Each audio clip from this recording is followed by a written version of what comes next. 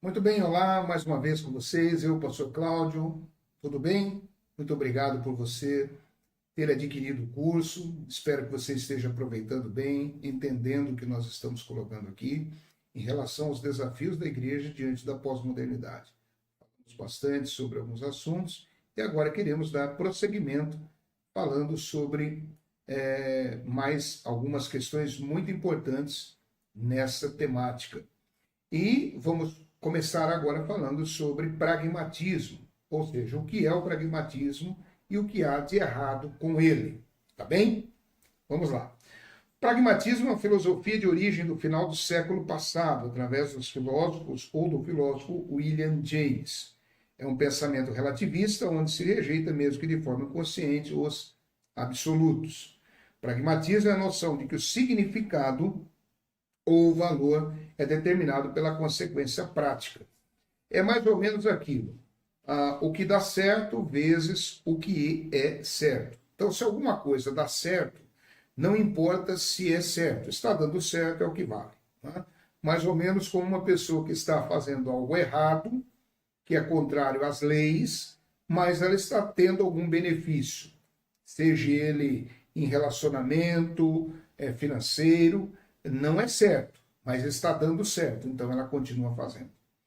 Mas o pragmatismo no sentido religioso, ele tem um grande problema, em especial em alguns grupos denominacionais que aí estão, porque eles usam desse pragmatismo para levarem as pessoas a acreditarem que sempre o resultado, por exemplo, de uma campanha vai ser positivo e igualmente para todos que estão participando. E a Bíblia, ela necessariamente não é pragmática nesse sentido. O único pragmatismo bíblico que existe é se a pessoa crê em Jesus, como a Bíblia o apresenta, e que Deus o ressuscitou dos mortos, e confessar com a sua boca, ela está salva. Então, se ela crê realmente, se há um despertar de Deus na vida dela, com todos que passarem por esse processo, são salvos. Então, esse pragmatismo nós podemos até admitir que existe. Os demais, obviamente, que não existem pragmatismo na Bíblia. Então, para o pragmatismo, uma determinada técnica ou ação em um efeito desejado, então esta ação será sempre válida, como o contrário não terá valor algum. Então, sempre terá que ser igual. É como, por exemplo, nós damos aqui uma fábrica de parafusos que tem lá a sua medida, o seu padrão, um maquinário próprio para produzir 1 milhão, 2 milhões, 10 milhões de parafusos. Todos eles vão sair exatamente iguais. Então, essa é a ideia do pragmatismo que existe em algumas denominações, e isto baseado em questões de campanhas que são feitas. Estas campanhas que produzem ou que tentam produzir esse pragmatismo é fruto de uma teologia intuitiva, é fruto de uma teologia passional, é fruto de uma teologia do achômetro, né? De uma teologia da Disneylândia, como nós sempre falamos. Por quê? Porque se pega algumas passagens bíblicas descritivas e tentam colocá-las como normativas. E isso é um grande problema. O que é uma passagem bíblica descritiva? Uma passagem bíblica descritiva são as passagens bíblicas de alguns milagres que aconteceram, de algumas situações que aconteceram na Bíblia, mas que são relatos e que são descritos ali, mas não como norma. Então, vamos colocar alguns exemplos do Novo Testamento. Por exemplo, Paulo tem lá os seus lenços que são levados, e esses lenços eram passados nas pessoas enfermas e elas eram curadas. Ora, isso é uma passagem bíblica descritiva. Ali não há uma orientação bíblica normativa para que você pegue lenços de supostos líderes, né, religiosos e com o suor que foi colocado naquele lenço passe nas pessoas para elas serem libertas ou elas sejam curadas. Não existe um ensinamento normativo para isso. Por exemplo, quando Pedro passava e a sombra de Pedro passava pelas pessoas que estavam enfermas, a sombra de Pedro curava aquelas pessoas enfermas. Isso é uma passagem bíblica descritiva, não existe uma orientação normativa para que você pegue uma pessoa, um líder hoje, um pastor, seja lá quem for, e passe próximo das pessoas que estão doentes e elas a sombra dessa pessoa passe por elas e elas sejam curadas. Isso é uma passagem bíblica descritiva, não é normativa. Quando Jesus fez cuspiu na terra, fez o lodo e curou aquele menino, aquele jovem cego. Aquilo é uma passagem bíblica descritiva. Nós não estamos dizendo que aquilo que aconteceu não foi verdadeiro, foram milagres que aconteceram. Nós não podemos tirar a capacidade de Jesus fazer o milagre. Obviamente, ele fez isso com aquele menino e foi um milagre, mas foi uma passagem bíblica descritiva. A Bíblia não diz que aquilo ali é norma. Para a cura divina, já que nós estamos falando em cura divina, a norma para a cura divina no Novo Testamento, na igreja neotestamentária, não é baseada em Isaías 53, aonde lá se usam, alguns usam, por exemplo, Isaías 53, para dizer que Jesus levou sobre si as nossas enfermidades. Por quê? Porque se você usa Isaías 53 para defender a cura divina, você vai criar um grande problema, porque as pessoas possam não ser curadas, e não é porque Jesus não queira curar, não é absolutamente isso, mas ali a cura principal que se está falando, inclusive, é no sentido espiritual também, mas ali é numa passagem do Antigo Testamento que se cumpriu também lá em Mateus 8, quando a Bíblia diz que Jesus curou os enfermos que se apresentaram endemoniados, quando ele foi para a casa de Pedro, e o texto diz que ali se cumpriu o que estava escrito em Isaías 53. Bem, a forma normativa que existe para a cura divina no Novo Testamento está em Tiago, capítulo 5, versículo 14. Ali é norma, onde diz: se há algum doente entre vós, chame os presbíteros da igreja, ungindo com azeite, a oração da fé levantará o doente, e se houver cometido pecados, lhes serão perdoados. Então veja bem, que ali existe então uma norma, uma orientação normativa para isso, ok? Inclusive, o texto continua dizendo, em Tiago 5,14, eu vou até ler aqui para os irmãos, para ficar bem mais solidificado, vamos assim dizer, o que eu estou falando. Tiago, capítulo 5, versículo 14, que nos diz assim, deixa nós abrirmos aqui, Tiago 5,14, diz assim: está alguém doente entre vós? Chama os presbíteros da igreja, e esses façam oração sobre ele, ungindo com óleo, em nome do Senhor. E a oração da fé salvará o enfermo, e o Senhor o levantará. E se houver cometido pecado, serão perdoados. Então, esse texto, inclusive, é o único texto que traz uma orientação para o uso de um elemento durante a oração. Esse elemento é o azeite. Mesmo assim, não é o azeite que vai curar. A palavra de Deus diz: ungindo com azeite, em nome do Senhor, e a oração da fé salvará o doente.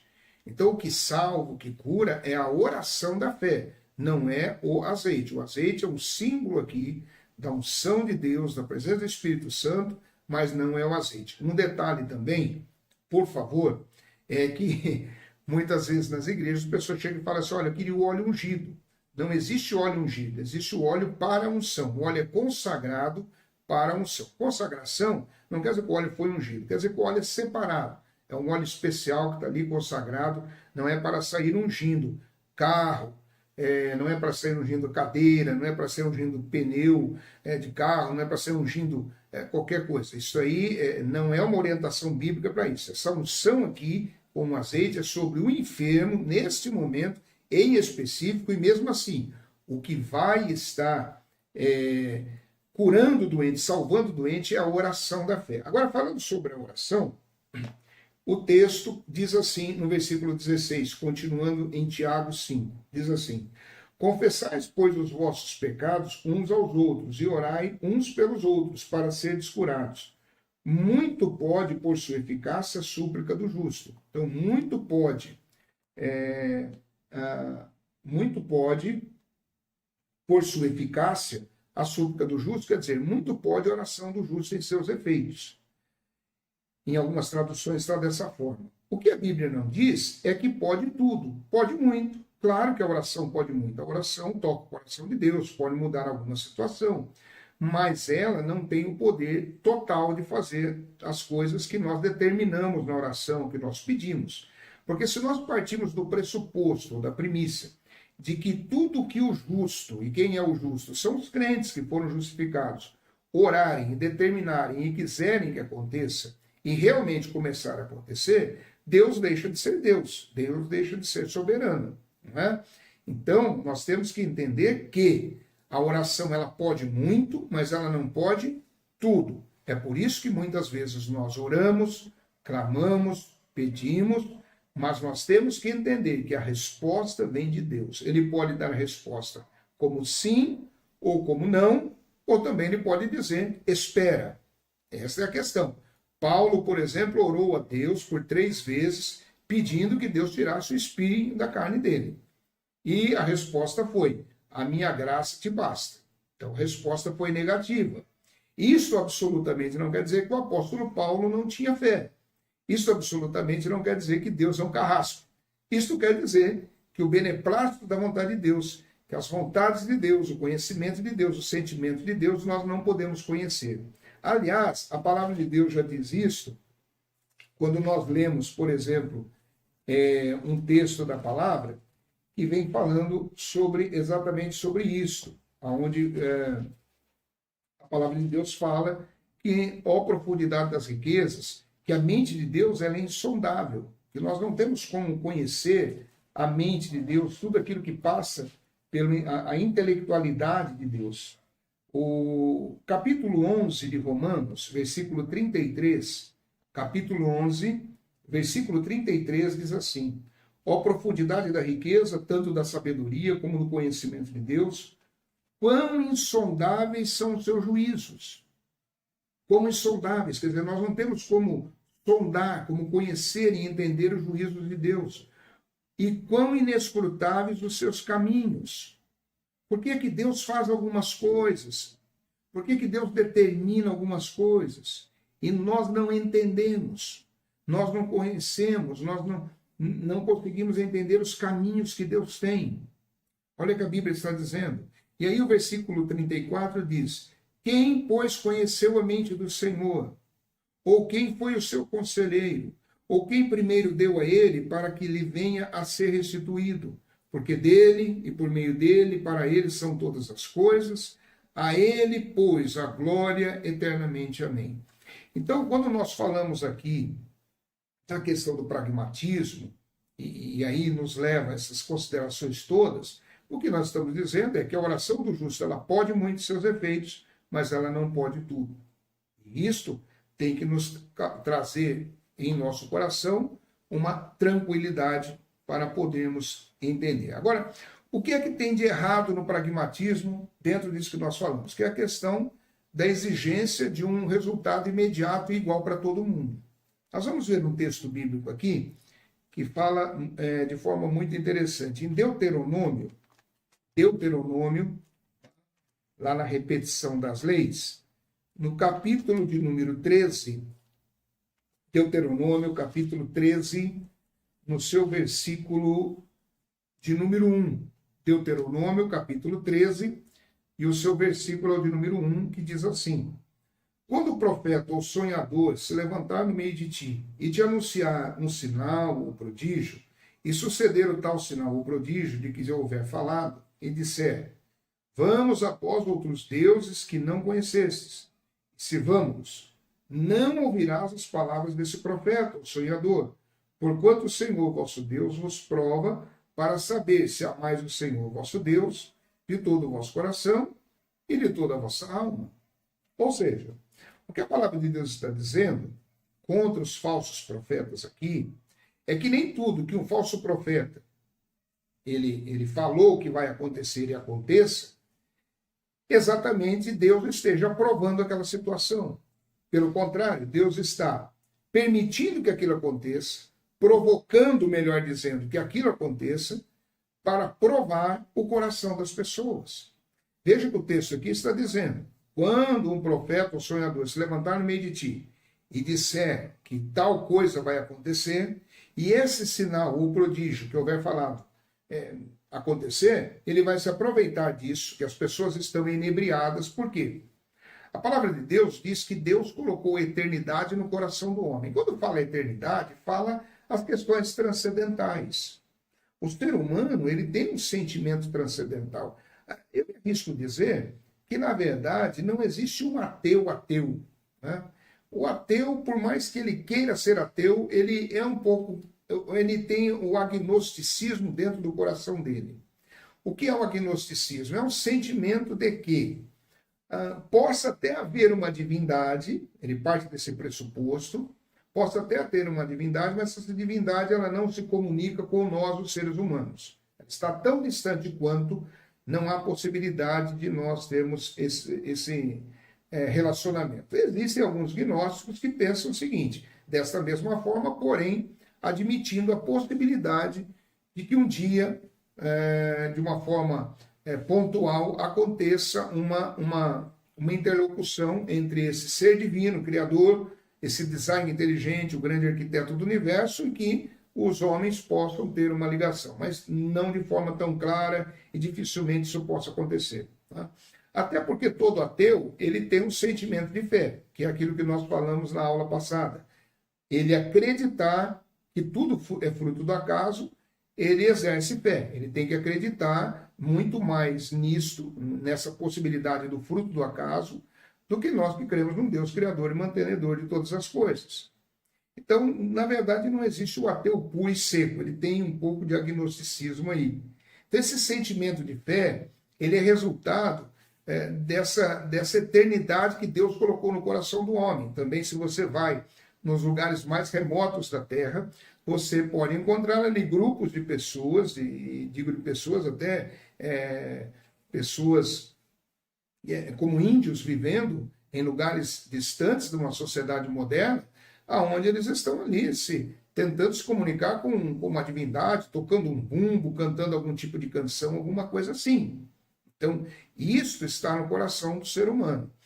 E é onde os falsos profetas se aproveitam para trazer as mensagens, as profetadas e tudo aquilo que leva a pessoa, a essas pessoas vulneráveis que não têm um conhecimento bíblico, a acreditarem. Então, quando isso acontece, né, esse sinal possa vir a acontecer, que é uma operacionalidade maligna, ele se aproveita e diz, olha, vamos atrás de outros deuses. O que são esses outros deuses? Pode ser, não ser necessariamente, deuses no sentido de uma divindade que você possa imaginar, mas uma divindade que venha representada por um poder econômico, por um poder financeiro, por relacionamentos escusos, não é? Isso acontece. Isso acontece. Você vê muito, por exemplo, falsos profetas que estão aí, que colocam, por exemplo, cartazes em postes nas ruas dizendo, amarra o seu amor, resultado em 7 dias. Ou seja, há uma obra de macumbaria, de feitiçaria, a invocação de demônios para trazer um feitiço para ludibriar uma vida, essa vida ficar cega, né, nos seus sentimentos, aceitar até um relacionamento com uma pessoa que ela não queria. E esta pessoa que usou desse falso profeta para fazer essa obra de macumbaria, ela vê esse sinal e ela está indo atrás de outros deuses. Quais são esses deuses? Esse relacionamento escuso. Ele é escuso. É um relacionamento de uma parte só. A outra parte está presa, né, numa ação demoníaca. Isso também é. Então, quando uma pessoa ela faz, por exemplo, ela vai atrás de algum sinal, e esse sinal é favorável a ela, para que ela possa ganhar mais, para que ela possa assinar um contrato leonino contra uma pessoa que não entende da questão do direito naquele contrato. Todas essas questões estão envolvidas nisso também, não é só uma questão religiosa. Né? Então, esses falsos profetas estão trabalhando nesse sentido. Bem, no versículo 3, o Senhor Deus diz assim, não ouvirás as palavras daquele profeta, ou sonhador de sonhos, porquanto o Senhor, vosso Deus, vos prova. Agora, como é que a pessoa não vai ouvir a palavra do falso profeta? Isso não ouvir quer dizer não dar crédito. Ou seja, o falso profeta falou que tal coisa aconteceu. Essa tal coisa aconteceu, e então por isso ele diz, vamos atrás de outros deuses. Como é que você, nós vamos ter a capacidade de dizer, não. Houve essa manifestação sobrenatural, transcendental, porém eu não vou dar ouvidos e não vou atrás de outros deuses. Você só não vai fazer isso se você passou por aquele processinho lá atrás, lembra que eu falei na primeira aula, primeira parte do curso, que é o quê? Que é você nascer de novo, que é você ter o Espírito Santo de Deus dentro de ti, que é você entender a mensagem da cruz. Aí sim, Você tem a capacidade de enfrentar esse desafio. Aqueles que não têm, absolutamente não vão dizer não. E Deus está dizendo que o próprio Deus nos prova para saber se amais o Senhor vosso Deus com todo o vosso coração e toda a vossa alma.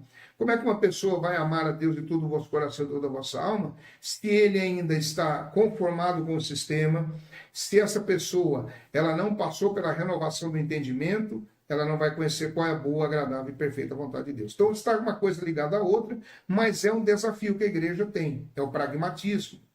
E nós vemos isso acontecendo em algumas denominações. Não é? Então, você vê lá que são os chamados desafios no chamado exercício da fé. Alguém vai dizer assim, porque você não tem fé, você está falando isso porque você é frio.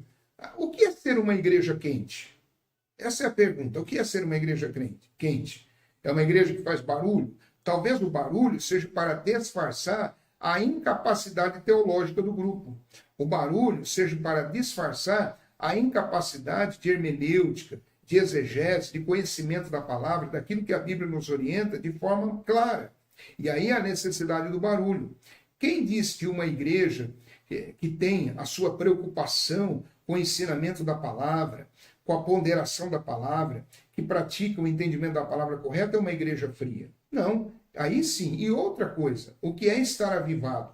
Eu sempre digo também que o sentimento de estar avivado é o sentimento que você tem de ser santo antes de ser feliz. Não é? Então você tem o sentimento de ser santo antes de você ser feliz. Você vai ser feliz em alguma coisa que é contrária à palavra de Deus?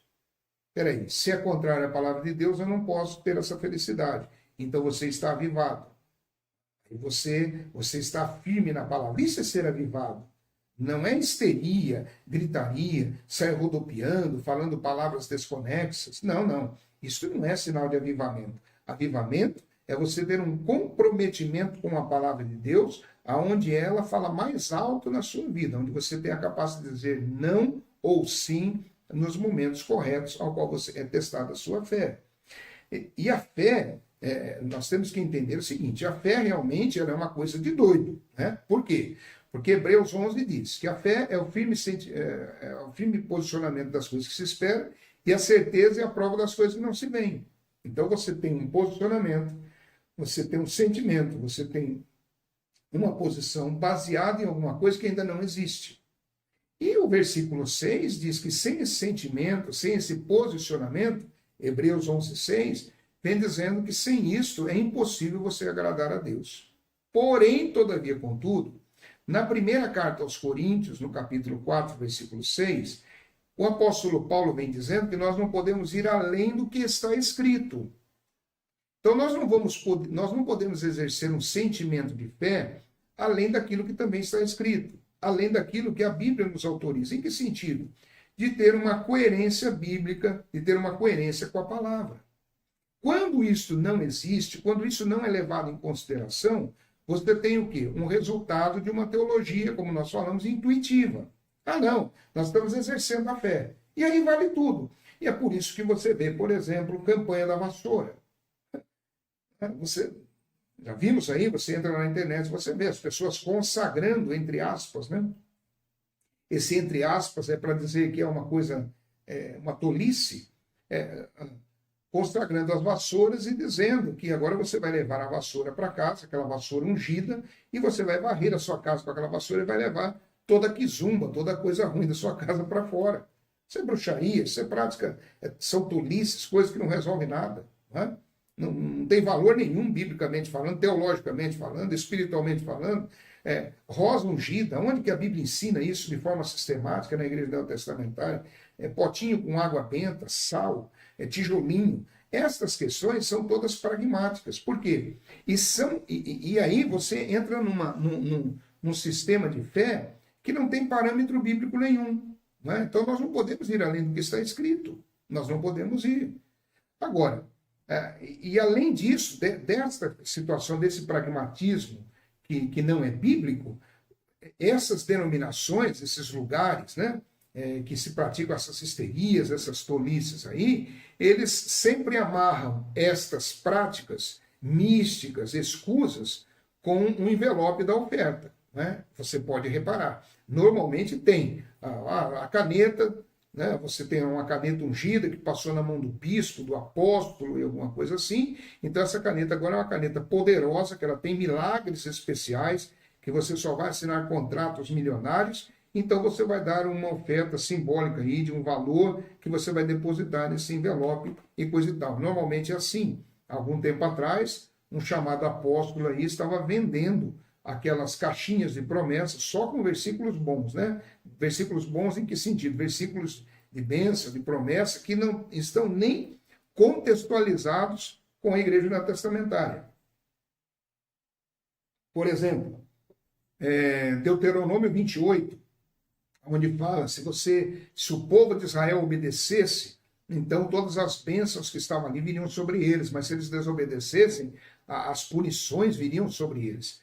Aquilo ali é um texto ligado a Israel, na literalidade. Aquilo ali você não pode interpretar espiritualmente, porque os profetas que escreveram e que trouxeram aquela palavra, eles interpretaram aquilo literalmente. Literalmente. Então, aquilo é para o povo de Israel. Lembre-se, nós não podemos nos esquecer. As promessas para Israel são promessas terrenas. As promessas para a igreja são promessas celestiais. Tá bem?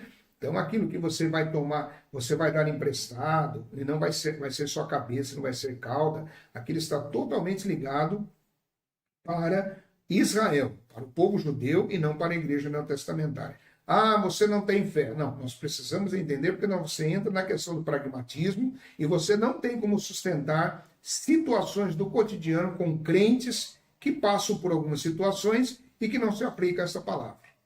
Bem, então nós precisamos ter isso, e o pragmatismo ele está errado nesse sentido. A palavra de Deus ela não é pragmática nesses parâmetros. Então, no Antigo Testamento, a palavra de Deus diz também em Deuteronômio 18, 20. Porém, o profeta que tiver a presunção de falar alguma palavra em meu nome, que eu não lhe tenha mandado falar, ou que falar em nome de outros deuses, esse profeta morrerá. Então, a palavra de Deus está dizendo sobre isso. Profecias que não se cumprem, que na verdade não são profecias, são profetadas. Né? Alguém pode dizer assim, mas escute, nós temos visto alguns milagres acontecerem, alguns atos sobrenaturais que acontecem em algumas denominações que aí estão. Como se explicar isso? Bem, primeiro que a palavra de Deus diz que Satanás ele pode fazer milagres. Porque a palavra que nós queremos trazer aqui é, o que é um milagre? Um milagre é um ato sobrenatural contrário ao curso natural da vida. Então, tudo que é contrário ao curso natural da vida é um milagre. Por exemplo, essa caneta, quando eu solto ela, ela desce, ela cai. Por quê? Porque existe uma força gravitacional que puxa a caneta para baixo. Então, esse é o curso natural da vida. Se eu soltar essa caneta e ela ficar flutuando aqui, nós temos um milagre, nós temos um ato sobrenatural. Esse ato sobrenatural, Satanás, ele também pode produzir. Ele também pode produzir. E a Bíblia mostra isso. Em que sentido? Por exemplo, ela diz que Satanás ele pode se manifestar como um anjo de luz. Quando Moisés e Arão foram falar com o faraó, Arão jogou o seu cajado no chão, a sua vara no chão, e a vara se transformou em cobra. Pelo curso natural da vida, a vara teria que cair e continuar sendo vara. Porém, Deus fez com que um milagre ali, aquela vara se transformasse numa serpente. O que fez o faraó? O faraó ele chamou os seus adivinhos, os seus magos, e eles fizeram o mesmo. E ali foi uma ação demoníaca. Porque quando eles jogaram a vara também deveria continuar sendo uma vara, mas ela também se transformou em cobra.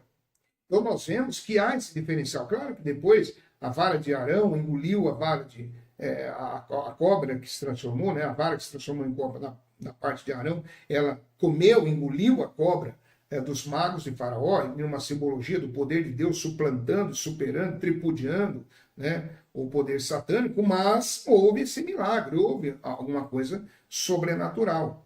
Então, o fato de haver um ato sobrenatural não quer dizer diretamente que é uma operacionalidade de Deus. Não quer dizer isso. E quando nós olhamos para esses falsos mestres que estão aí, que pregam o pragmatismo e que as pessoas ficam todas acreditando, nós precisamos ter um posicionamento de refutar isso, ou pelo menos analisarmos com profundidade na palavra de Deus. por isso nós somos desafiados, até por isso o nome desse curso, os desafios da igreja.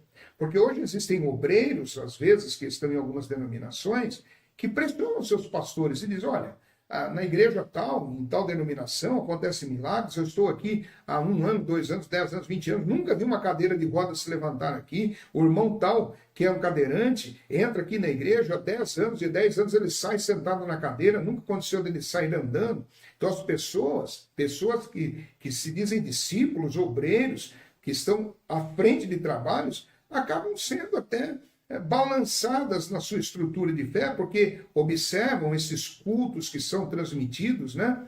Cultos, essas programações religiosas que são transmitidas pela televisão, e elas acabam admitindo que ali existe um poder sobrenatural de Deus que na sua igreja local não existe, que a sua igreja é uma igreja fria, que o seu pastor não tem fé. As pessoas acabam pensando, isso é um grande desafio. Isso é um grande desafio.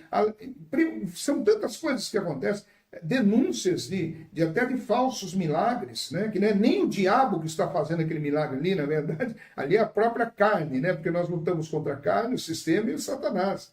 Então ali a própria pessoa combinou com outra, pagou a pessoa para se levantar, enfim, N denúncias a respeito disso, nós sabemos disso.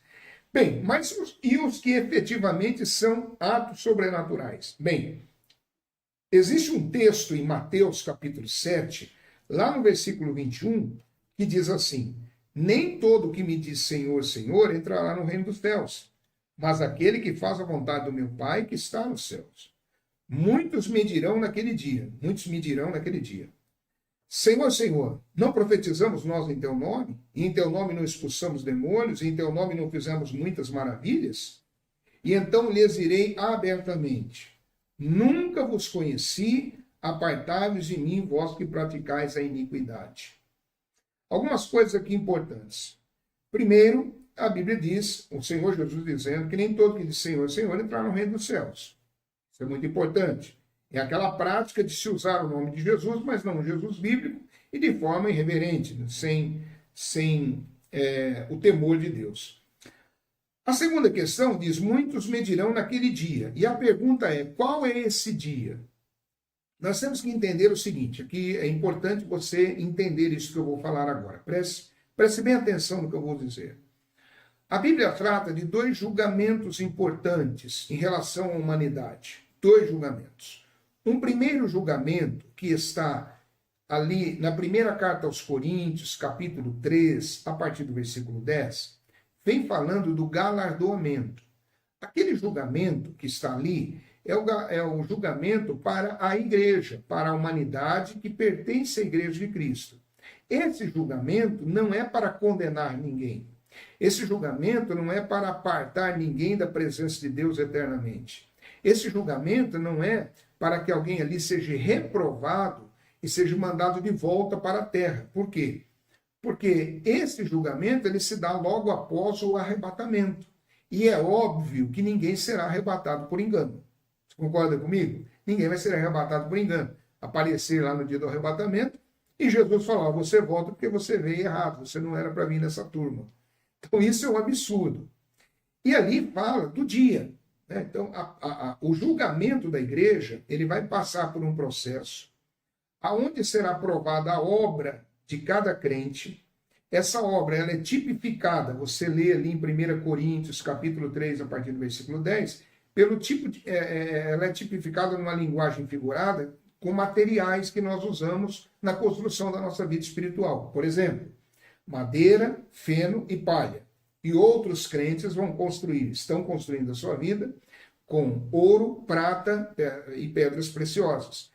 Esse tipo de material vai definir se a pessoa vai receber galardão, que tipo de galardão e os que não vão receber galardão.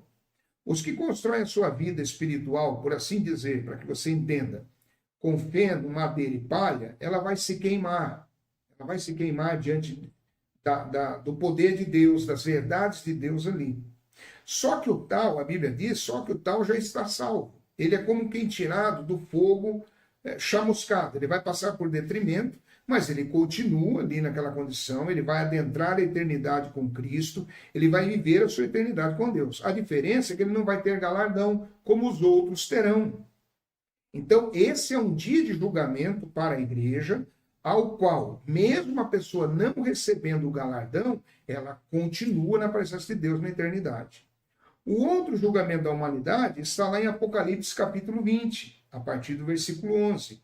E ali sim será o julgamento de toda a humanidade distante de Deus. Aqueles que estão no Hades, no inferno, serão apresentados. E ali serão lançados dentro do lago de fogo, porque serão julgados segundo os livros das obras, e depois desse julgamento dos livros das obras, vai se observar se o nome está no livro da vida. E a Bíblia diz que quem não estiver escrito no livro da vida será lançado no lago de fogo. É óbvio que quem está ali naquela condição, que está vindo do inferno, nessa ressurreição segunda, que é para a condenação, não tem o seu nome no livro da vida. Como o texto, Jesus está dizendo aqui em Mateus capítulo 7, agora voltando para Mateus capítulo 7, ele diz, muitos me dirão naquele dia, Senhor, Senhor, não profetizamos nós em teu nome? E em teu nome não expulsamos demônios? E em teu nome não fizemos muitas maravilhas? Jesus diz assim, então lhe direi abertamente, nunca vos conheci, apartai-vos de mim, vós que praticais a iniquidade. Ora, se Jesus está mandando se apartar, ficar longe, isso quer dizer, não vão estar adentrando a eternidade, esse dia desse julgamento desses falsos profetas não é lá no tribunal de Cristo, não é no tribunal do galardoamento, mas é no tribunal do trono branco. É no tribunal do trono branco. Tá? Porque é aquilo que eu falei, eles não vão ser arrebatados por engano.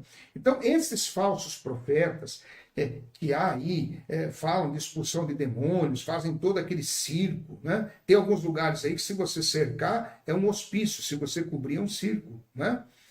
Que fazem todo esse tipo de malabarismo, de marketing, para dizer, olha, minha igreja é mais poderosa, olha quantas muletas foram jogadas no chão, quantas cadeiras de roda, pessoas que simulam ali, tentar agredir, como em alguns lugares nós já vimos, um lá tentando agredir o apóstolo, né, chamado apóstolo, que é uma oposição eclesiástica que não existe mais hoje, o apóstolo tentando agredi-lo com a faca, né? O outro que ele mesmo montou nas costas de uma outra mulher, fez aquela unção do cavalinho lá no picadeiro onde ele fica, aquilo não é um altar. Né? Você há de concordar comigo que um homem de Deus, um homem sério, não subiria nas costas de uma mulher para ficar fazendo a chamada unção do cavalinho. Né?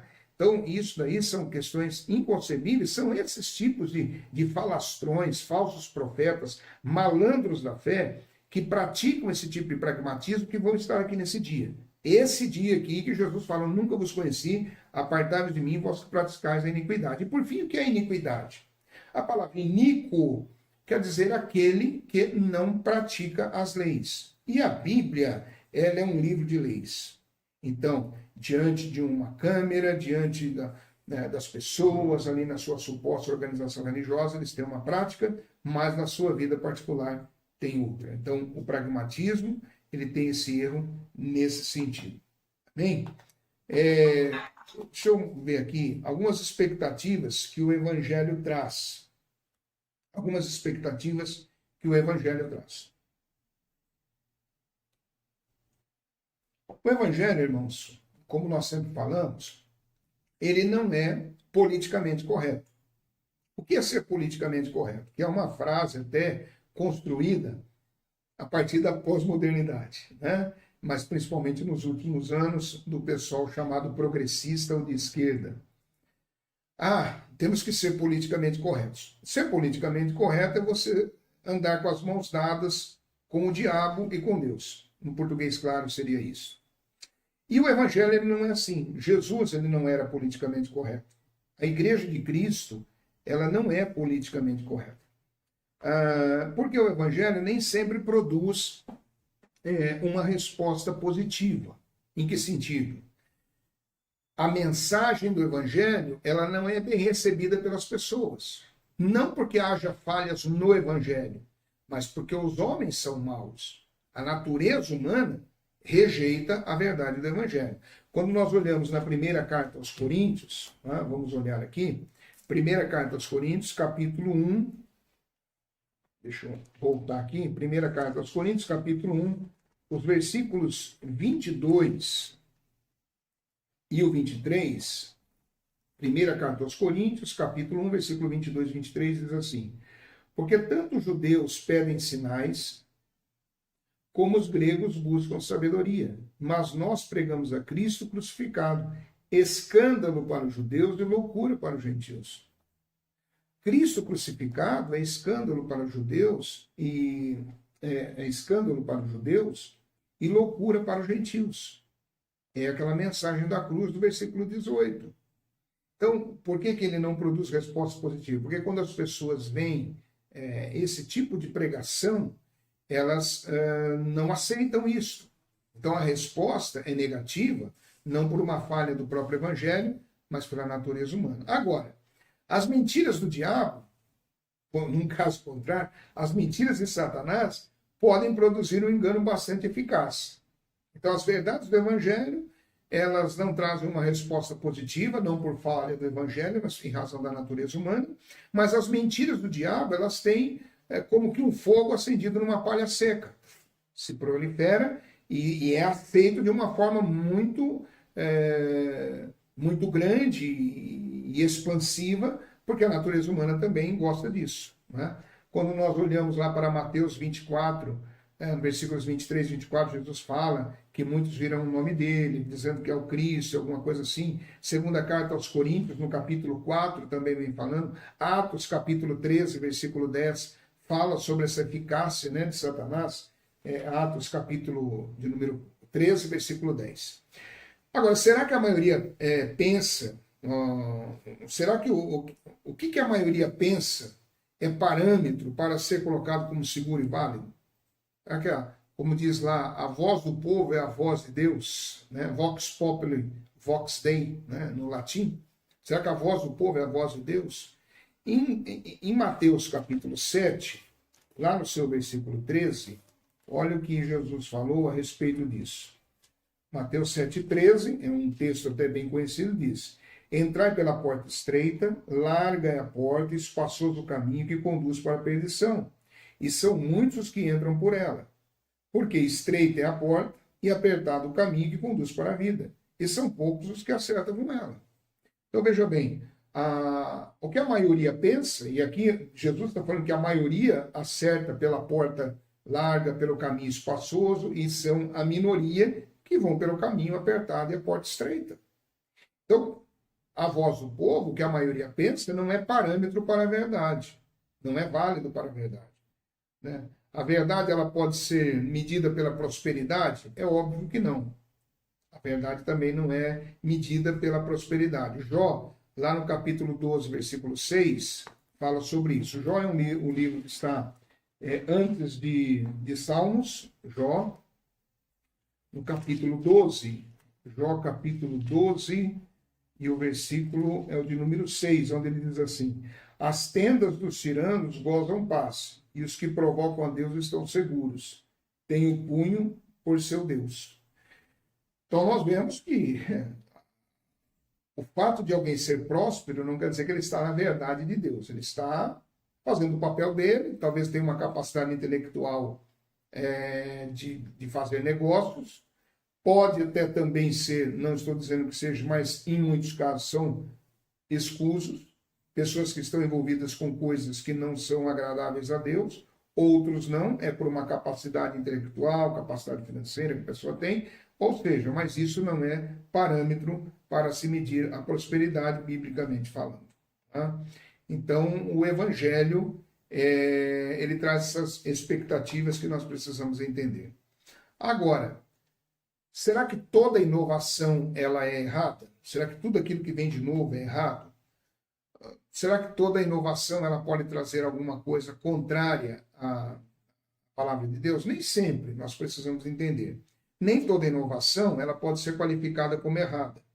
O que não se pode é relegar a Deus e a sua palavra a um plano secundário na igreja. Então, colocar a palavra de Deus como algo secundário, como algo que tem um espaço menor, que não tenha a ênfase e a primazia dentro da organização que é a igreja. O que, na verdade, é condenável é se admitir que as habilidades humanas possam levar pessoas aos pés de Cristo com maior eficiência que a palavra de Deus. Então, essas habilidades humanas é que nós estamos falando que é o marketing. Então, esse marketing da igreja, que possa ser praticado de uma forma que diminua a palavra de Deus, é o grande erro. Esse é o grande desafio. Por quê? Porque nada pode substituir a palavra. Por quê? Porque o evangelho, ele é o poder de Deus para a salvação. O evangelho não é poder de Deus para qualquer outra coisa. Aqui em Romanos, no seu capítulo de número 1, versículo 16, vamos ler lá também, Romanos capítulo 1 e o seu versículo de número 16, nos diz assim: pois não me envergonho do evangelho, porque é o poder de Deus para a salvação de todo aquele que crê, primeiro do judeu e também do grego. Então, o que é o evangelho? O evangelho é o poder de Deus para a salvação. O evangelho não é poder de Deus para qualquer outro efeito.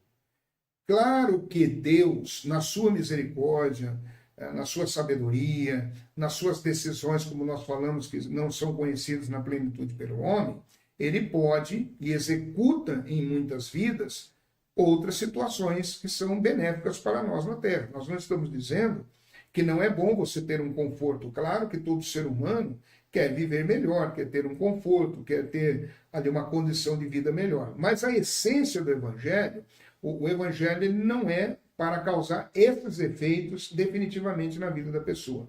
Tá?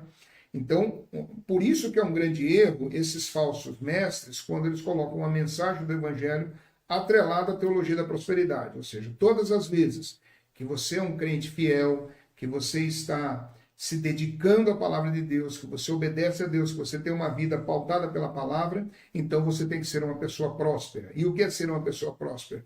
É você ter o melhor que esse mundo possa oferecer, no sentido de um carro, de uma casa, de roupas, de condição de vida, e necessariamente não é assim, porque pela prática nós sabemos que não é assim.